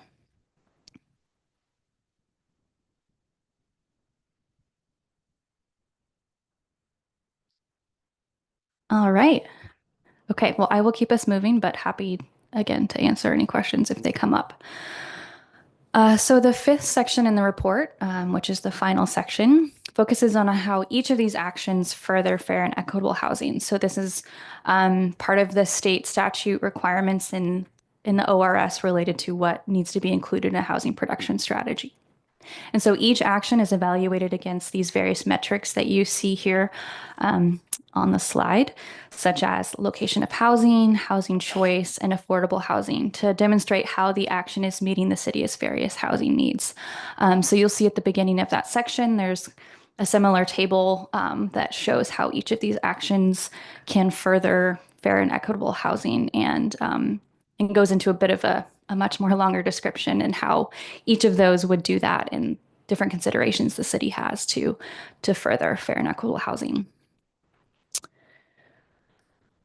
So that is kind of the bulk of the presentation. I can move on to next steps as far as what happens after you all adopt this.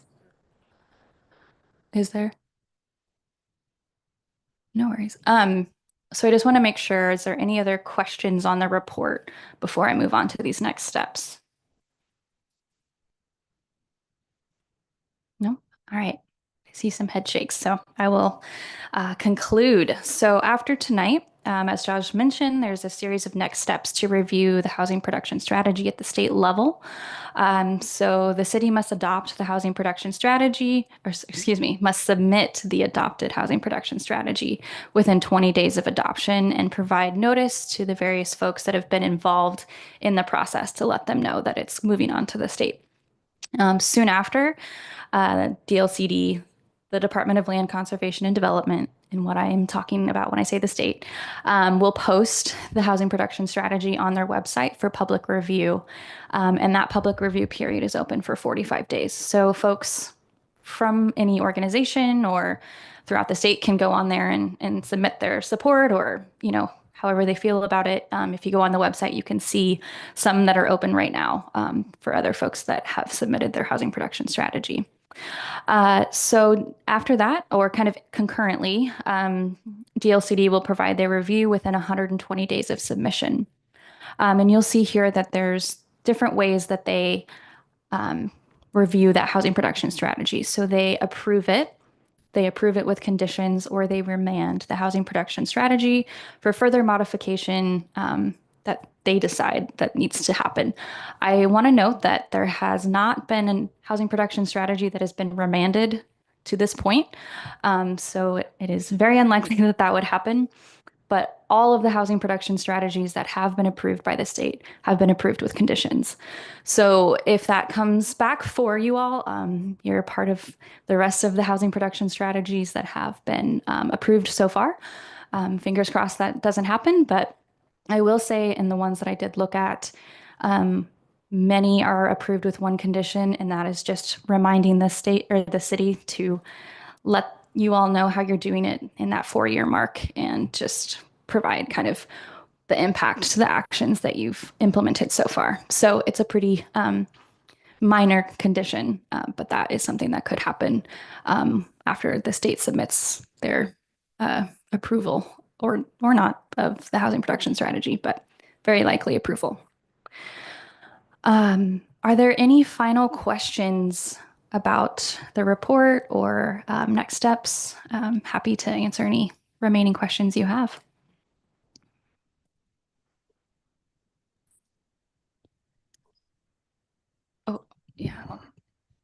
Counselor Runyon, do you have your hand up?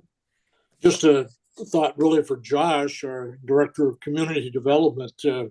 I would just severely hope that among the many projects that we have going, that some of those will cross over into this piece because staff is limited. You know, it just seems like it's one more thing after another from the state. So I hope we can answer some of the questions within this report with some of the other things we're already doing. But I wish you well and your staff. Thank you. Yeah, I think there will be some intersection with the work that we already have going, but I appreciate that. Any other questions or comments for our staff or consultant?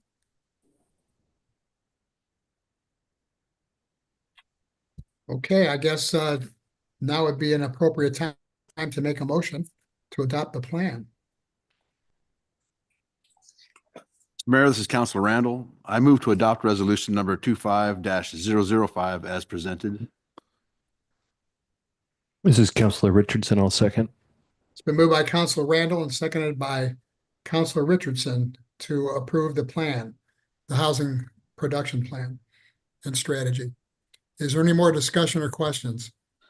Only that I'm tempted to vote no, but I'll go with the group.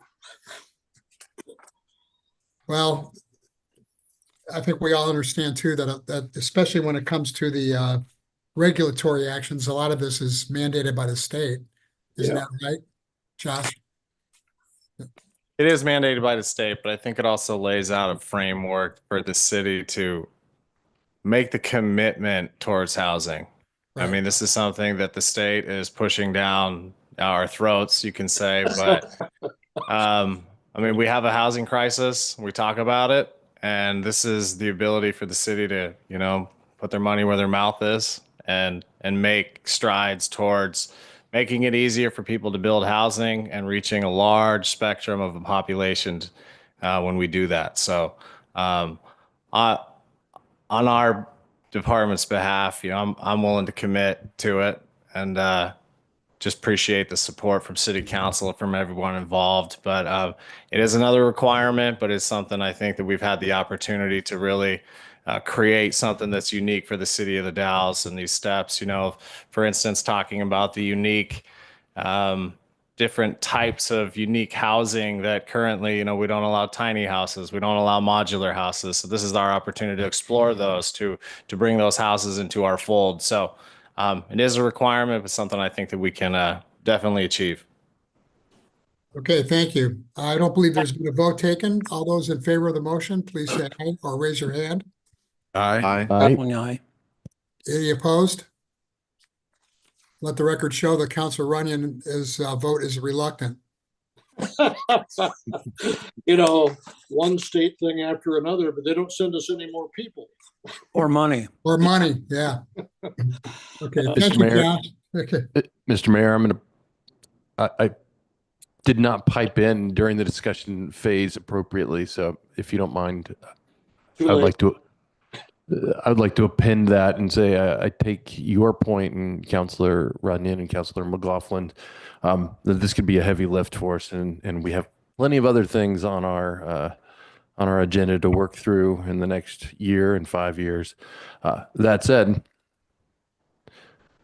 the housing shortage and homelessness and the precarious condition that a lot of folks live in is not, you know, it's not just an out there for those people kind of problem. It's a right here for our people kind of problem too. And so, well, yeah, this is an imposition by the state, and it is one more sort of brick to carry around in a wheelbarrow full of bricks that are plenty heavy already.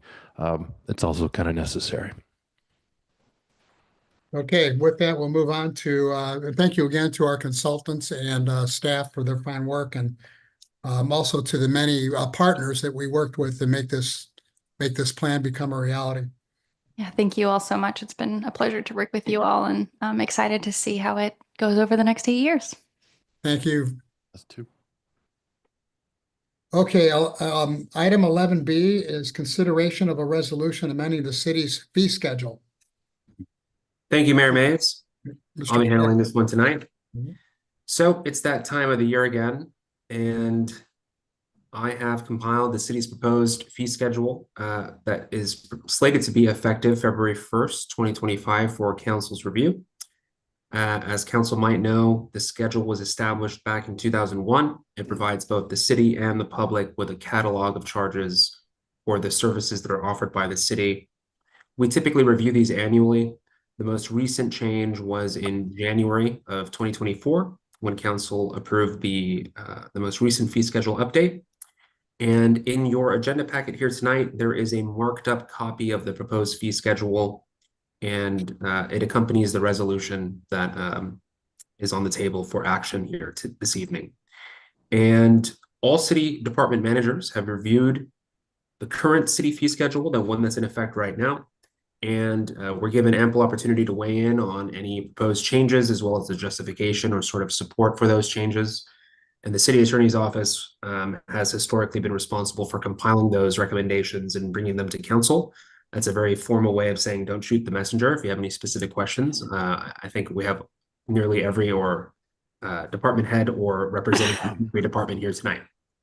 And so I'm happy to entertain any questions. There are some changes coming from the Public Works Department connected with some revisions to the water rate that are being reflected here in the fee schedule.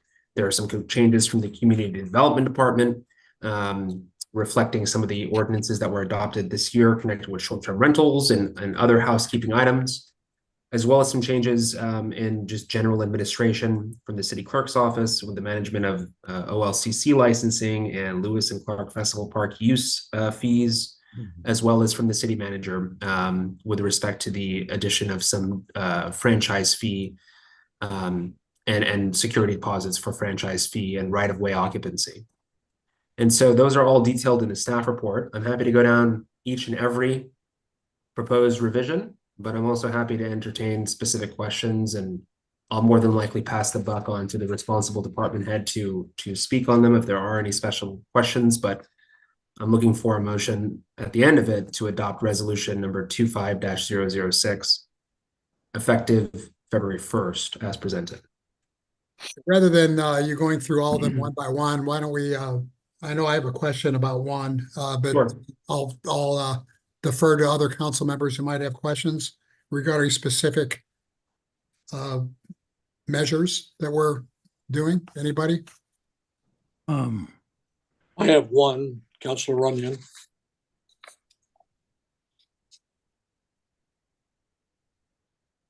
Yes. Yeah. On the bullet points I'm looking at, 1, 2, 3, 4, the fifth one down, increasing the Lewis and Clark Festival Park user multiple day events fee from 500 flat rate. So I'm assuming that meant for all multiple days if they Yes. 3 or 4 days, and now it's 300 per day. That's right. So there is no, was there a particular reason that drove that one to change so much? I'm going to go ahead and defer to the city clerk.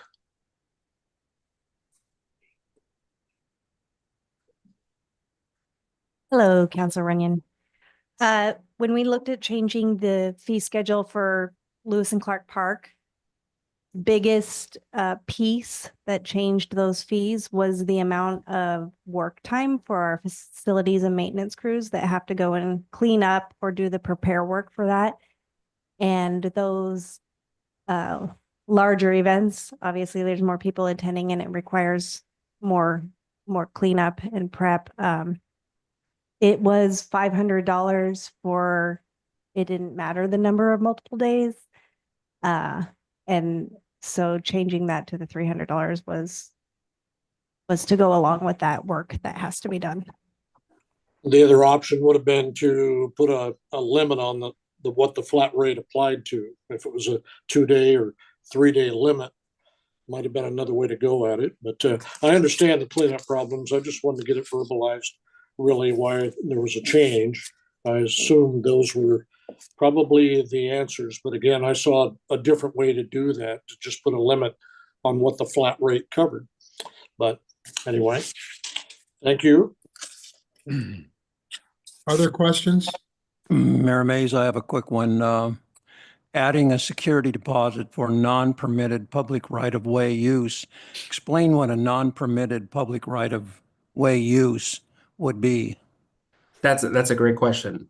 So there is a difference between non-permitted and impermissible, right? And I think in everyday language, when we say non-permitted, this is not permitted action, we might mean something like you're not allowed to do that. In this case, we're being very specific and intentional. Non-permitted meaning there's no permit, but you're still occupying the right of way. And the intent behind this was the city manager and I, frankly, have been investing a significant amount of our time, the city's time effectively, at negotiating franchise agreements with telecom. And it doesn't just apply to telecom, but they're a good example of a type of industry that would be wanting to occupy the city's right of way without using a permit necessarily. The city can give the permission to use the right of way through a number of different instruments, vehicles.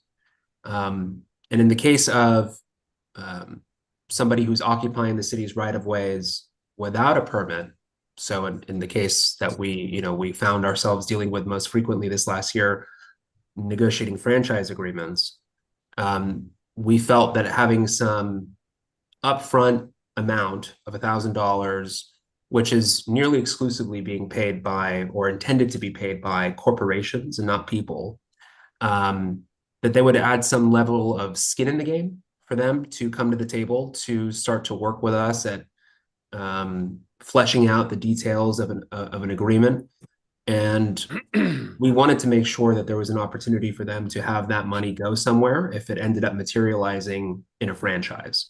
And so you might notice in the staff report, we indicated it's intended to cover the city's administrative costs up front for negotiating these permissions, which can be rather complicated and involve a significant amount of senior leadership time. Hopefully that makes sense.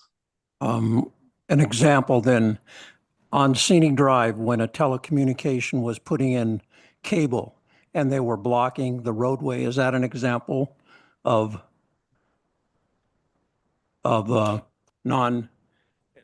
this issue?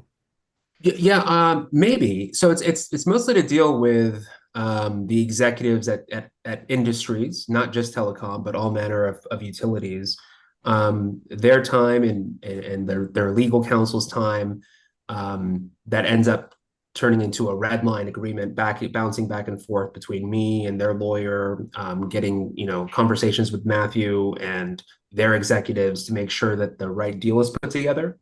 We've dealt with situations in the past year of some of these companies wasting a lot of our city time.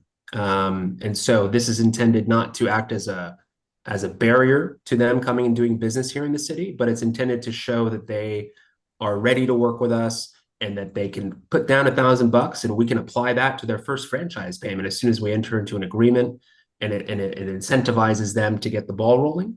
And it demonstrates to us that we're not wasting our time in talking to them if they really don't have an interest in working with us in good faith. And I understand. Thank you. Yeah.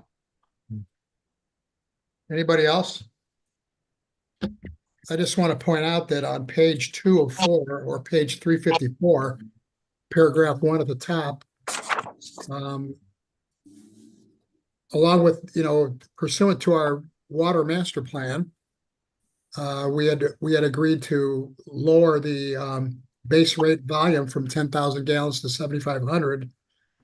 Apparently, there are a lot of older water meters that still read meter in the thousands of gallons, and so the staff is recommending we lower it an additional 500 gallons to 7,000 gallons. Do I understand that correctly? Yeah, that's exactly right.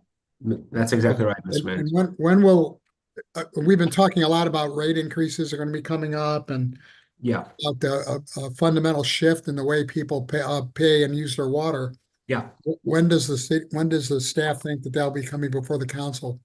I expect that this very action is the one that would authorize that to be effective February 1st. If either Matthew or Dale has something else to say about that, I'd love to hear it. But I'm pretty sure as soon as council adopts this resolution, which again, we have slated to take effect on February 1st, the new water rates are reflected in the proposed ordinance in the attachment. And I think that the water rates specifically start on page 358 of 390 in your packet at the very bottom. So if this goes into effect on February 1st, when is the first water bill that people will be getting that will reflect the increase and in the fee as a result of our raising the rates and also lowering the base rate? That's a great question. I would defer to utility building staff if Angie's still there, or if Matthew or Dale might have an idea. I imagine their March bill, but I don't know with certainty. Would staff like to comment on that? Well, Good so evening. for, oh, sorry. So we do bill out in arrears. So we're 1 month ahead. And so when we bill out our customers, so it would take in effect after that, the month that it starts. Okay. So it'd be in March. Yes. So the city council understands that under this, and what we've been talking about for the last several months, people in March will be getting water bills that could be dramatically different than what they're used to. Is that right? That is correct. Okay, is everybody ready for that? Mr. Mayor, right, the other, we should point out the other side of that again is that if they are under the 7,000 gallons per month, they won't see an increase anyway. It's those that are over, correct? Am I correct in my assumption? That is correct. So not everybody would see an increase if they're below that line. Thank you. Yeah, I don't think we'll be hearing from the people who, excuse me, from those people. I would submit that we'll be hearing from those that realize an increase. So I hope the staff is prepared for the phone calls. That's all. I know we'll be, and I hope we are too. So. Well, prepared or not, Mr. Mayor, as we all know, it needs to be done. And I would say for the most part, these are not going to be dramatic increases. They're going to be pretty darn modest, all things considered. Okay. However, we still need to do a good job of communicating to the public and giving them heads up. So newspaper, radio, reaching out to community, that's very important. Even a moderate increase. Yeah, sure. Absolutely. And I mean, not to get too far down this rabbit trail, but one of our goals, we'll be talking about city goals, and one of them, as I recall, was or a couple of them spoke to increasing our outreach in various ways. And I would say our staff's already doing that. We have a pretty active social media presence. So opportunity to speak directly to this, I think, is something that they will seize. Mr. Mayor. Go ahead. I'd also like to add for context, reducing that base rate from 10,000 gallons to 7,000. That's still pretty generous when you compare it to all the other municipalities that we looked at. I think we were the only one that had 10,000 gallon base rate. Most of them had 5,000. Some didn't have any. So I think we're still pretty generous as far as that goes. Yeah, I'm not suggesting that we're not doing the right thing. I know we are. I just think that a lot of people are going to be opening their water bill and getting a surprise. And I was wondering if the bill that goes out in advance of that in March, we could put a note in there saying next month, please understand that you'll see a change in your water bill amount. I think that we could put a flyer in along with the bill for the customers that are receiving bills. Unfortunately, there are several customers that are set up on Express Bill Pay now that don't receive a bill, but we'll do our best to get it out to the community and do the Facebook and other several things that we can try to do to let everybody be aware. Yeah, and I also understand that we've done a lot of that already. We've had several public meetings and I know every time I go on the radio or I talk to the Rotary Club or whatever, and so I've always mentioned it too. So I know we're doing the best we can. Okay, anything else regarding this resolution? Mr. Mayor, I do have one more question. Yes. with regards to reducing the 10,000 to 7,000 gallons, I'm curious.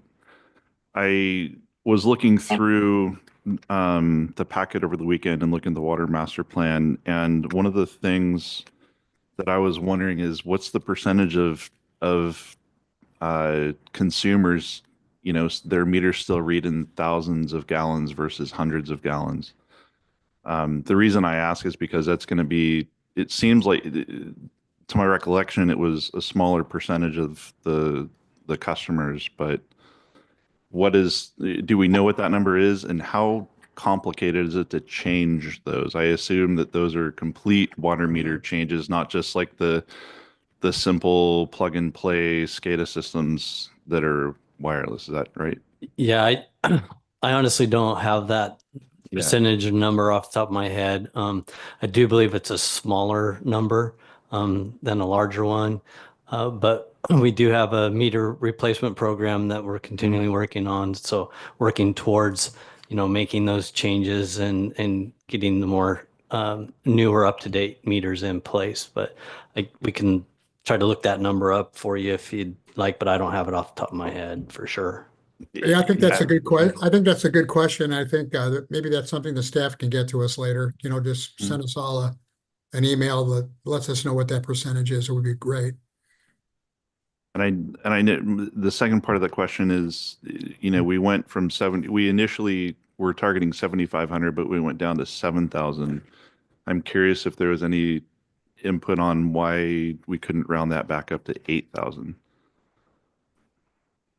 Well, I believe it was because of some past history when Dave was looking to get grant funding for the projects. Kind of that 7,500 gallons was that threshold. And to go back up above that then creates that same scenario and that same question as we were in before and would limit our ability. So that's why we went down to thank you. run that down. Thank you. That's what I had noted as well. And I think by going to 7,000 gallons and rounding down, it kind of opens the gates for additional funding and things like that down the road, if I'm not mistaken. I just wanted to make sure we got that out there that, 1,000 gallons doesn't seem like too much, but it will here in the summertime when we'll start to water our lawns, I think. There's like 6,000 households, so it's a lot of meters. Yeah. 1,000 gallons here, 1,000 gallons there. Adds up. Adds up, yeah. Okay, I can't remember if anybody made a motion or not. Mr. Mays, Yes.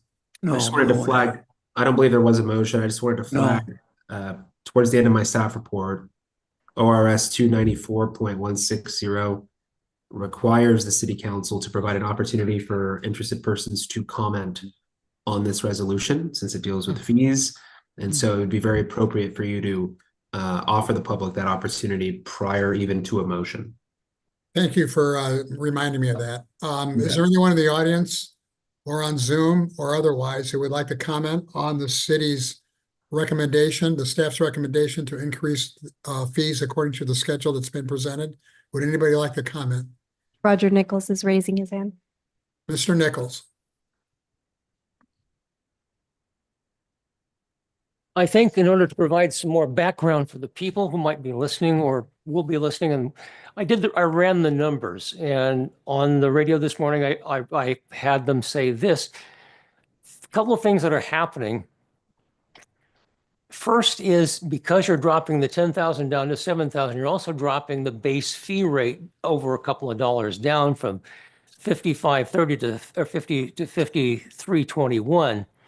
But they also are raising the per gallon usage over that by from 168 to 187. The upshot is if you've been using 10,000 gallons of water before, you were paying that flat 55.30.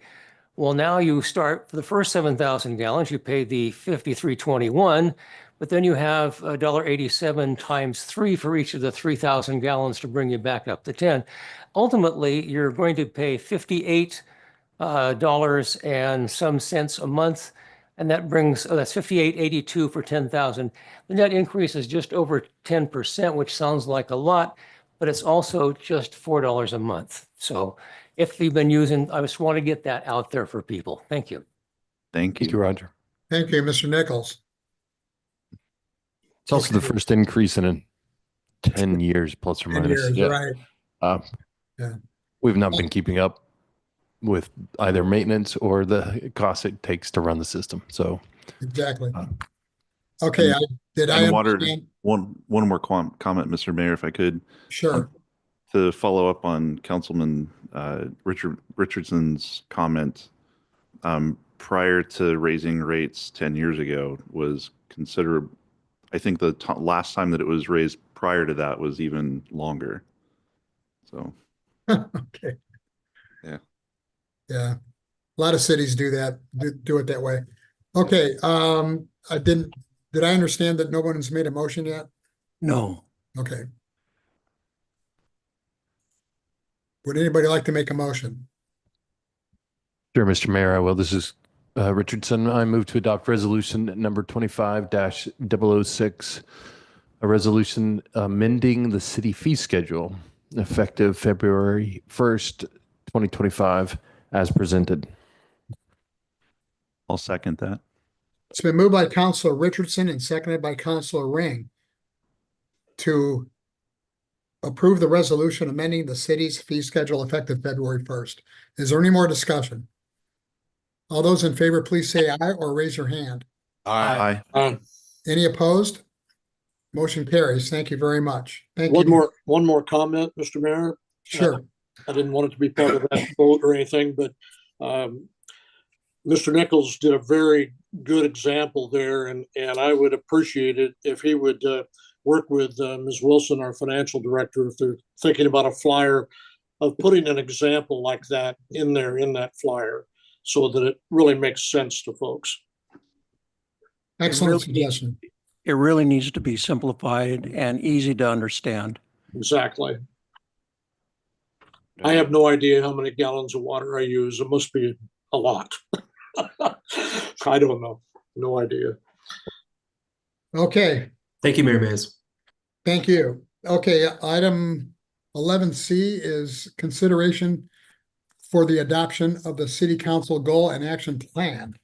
Mr. Cleaves. Thank you, Mr. Mayor. As the council recalls, we had a facilitated goal setting session on November 15th, 2024. Again, we contracted with SSW Consulting, or Sarah Singer Wilson. I think it was a very successful day, and it was a pleasure again to work with SSW Consulting. They do a great job, and it's been very beneficial, I think, to work with them consecutively. There were several goals or outcomes for this retreat, building on years prior, building a shared understanding of the community and the organizational context to set those goals, have the goals be policy level and align with the city's vision and available resources, prioritize those actions, and continue to build and strengthen the partnership between city council and staff, of course.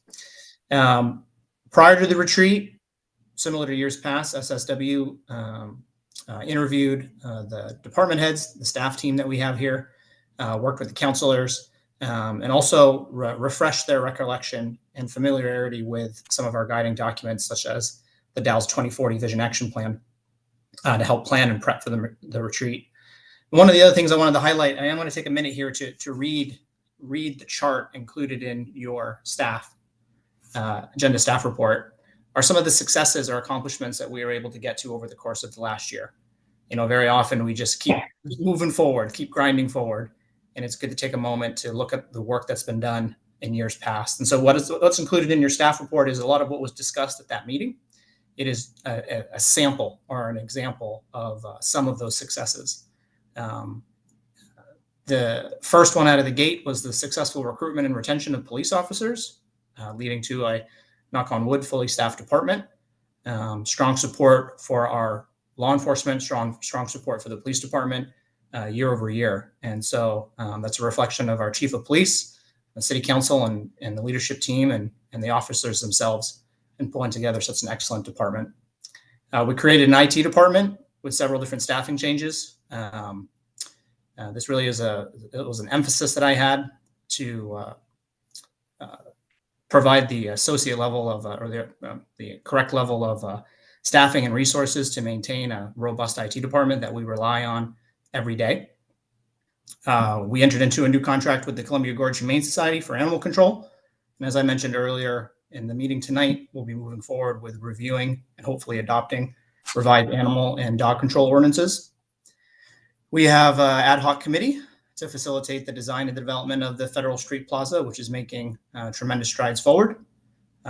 Continued support for our sidewalk and ADA program has resulted in numerous projects throughout the city. We had a local government academy with 12 participants, and 3 of those graduates from the local government academy then went on to volunteer for different city committees and commissions. Just a moment ago, we completed the housing production strategy and its adoption.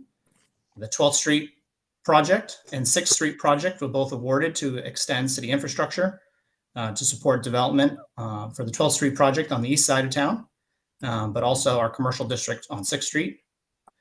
We have a second code enforcement officer, again, mentioned a moment ago, guiding and supporting decisions such as the water rate adjustment, was the completion of the water master plan update.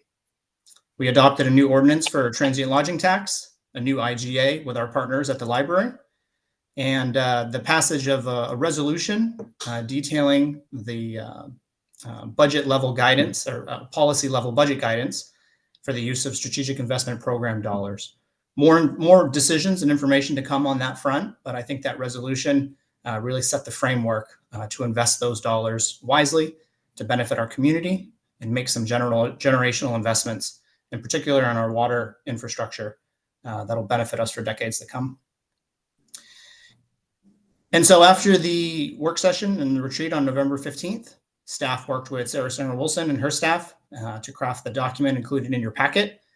This is a reflection of what we discussed and what we came to consensus around during that meeting. And so tonight, I'm looking to adopt the 2025 City Council goal setting document.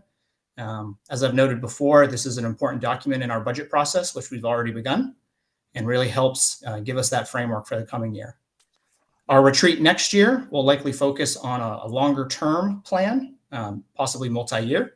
And it's my intention to continue working with SSW Consulting and continue to strengthen that relationship. And with that, I'd be happy to answer any questions you may have. Any questions for Mr. Klebs? Well, once again, looking at the goals for next year, or this year, I guess, it's we were talking about the impact on the staff and their workload, and it's certainly going to be very ambitious. Mayor Mays, I have one quick question. Who is SSW Consulting? Where are That they is out of? Sarah Singer Wilson Consulting. And she's located where? Oh, I don't know where she's based out of. Maybe Amy does off I the think cuff. it's a suburb of Portland. All right, well, I was just looking at the publication that they put together, and it's extremely well put together, by the way. Well, like the city manager said, this is the second year in a row we've used them, and I know that seems that everybody is very happy with the and not only with how they conducted the goal setting session in November, but also the final product. So, oh, that's the same group. Yeah, they're first rate in my book. Okay. Would anybody like to make a motion to adopt the plan? I'll make a motion to adopt the 2025 City Council goal setting document. And McLaughlin will second. It's been moved by Councilor Ring and seconded by Councilor McLaughlin to adopt the 2025 City Council goal and action plan. Is there any more discussion? All those in favor, please say aye or raise your hand. Aye. Aye. Any opposed? Motion carries. Okay. And with that, the City Council of the City of the Dalles will now meet in executive session pursuant to ORS 192.6602H, which allows the City Council to meet in executive session to consult with counsel concerning the legal rights and duties of the city with regard to current litigation or litigation likely to be filed. Representatives of the news media and designated staff shall be allowed to attend the executive session. All other members of the audience are asked to leave the room. Representatives of the news media are specifically directed not to report on or otherwise disclose any of the deliberations or anything said about these subjects during the executive session, except to state the general subject of the session as previously announced. No decision may be made in executive session. At the end of the executive session, we will return to open session and welcome any audience back into the room. We expect to return in approximately 30 minutes. Is there any? Okay, with that, we'll move to executive session.